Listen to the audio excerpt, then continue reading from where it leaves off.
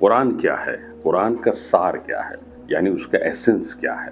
دیکھیے، ہر کتاب کا ایک سار ہوتا ہے. آپ پلٹ کر اسے دیکھیں گے تو اس پر ایک ون لائنر لکھا ہوتا ہے.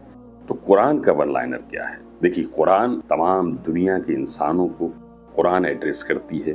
قرآن بات کو شروع یہاں سے کرتی ہے کہ ایک بے جان مادہ، یعنی ایک ڈیڈ مٹیریل، اس کے اندر حیات کہاں سے آتی ہے، یعنی اس میں جان کون پھونکتا ہے.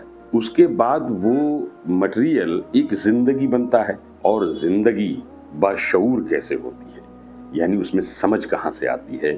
وہ ریزننگ کرتی ہے، آرگومنٹ کرتی ہے، سوچتی ہے، وچار کرتی ہے. یہ کچھ سوال جب ہمارے سامنے یا انسان کے سامنے جب کھڑے ہوتے ہیں، اور جب انسان اس پوری کائنات کو یا پوری دنیا پر جب غور کرتا ہے، تب اسے اس بات کا احساس ہوتا ہے کہ یہ تو خلق کی ہوئی ہے، یہ کریشن ہے، اسے کسی نے بنایا ہے.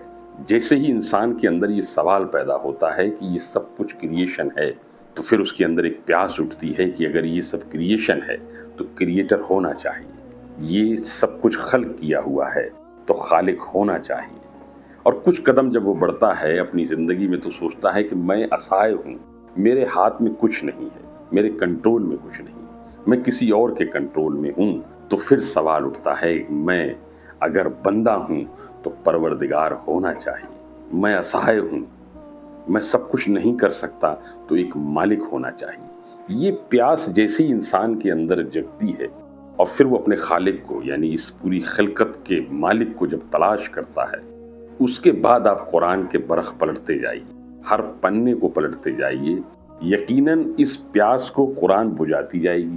ہر پنے پر آپ جیسے جیسے پڑھتے جائیں گے، آپ کو یہ احساس ہوتا جائے گا کہ یقیناً میرا ایک خالق ہے، میرا ایک مالک ہے. ایک پوری دنیا کو، خلقت السماوات والارض، یعنی کسی نے اس پوری کائنات کو بنایا ہے.